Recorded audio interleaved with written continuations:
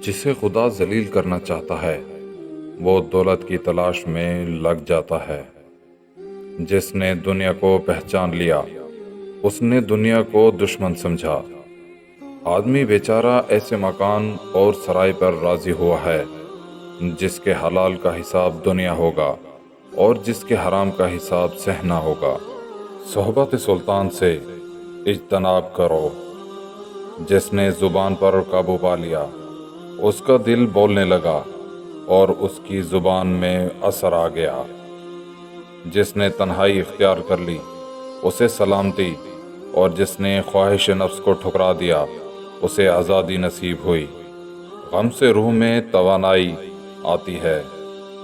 عورت کے ساتھ تنہا نہ رہو، چاہے وہ رابعہ بصری ہی کیوں نہ ہو۔ راگ رنگ میں کبھی شرکت نہ کرو، یہ چیزیں برائی کی طرف لے جانے کا پیش خیمہ ہے۔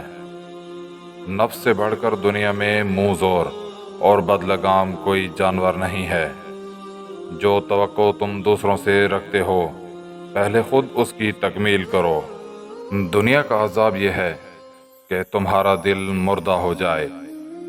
اگر بنی آدم کے تمام اعمال نیک ہوتے تو اس بات کا تکبر انہیں ہلاک کر دیتا۔ جو شخص تم سے دوسروں کے عیوب بیان کرتا ہے وہ یقیناً دوسروں سے تمہاری برائی بھی بیان کرتا ہوگا۔ 3 افراد کی غیبت کرنا جائز بلکہ امر ثواب ہے۔ اول لالچی کی، دوم فاسق کی، سوئم ظالم بادشاہ کی۔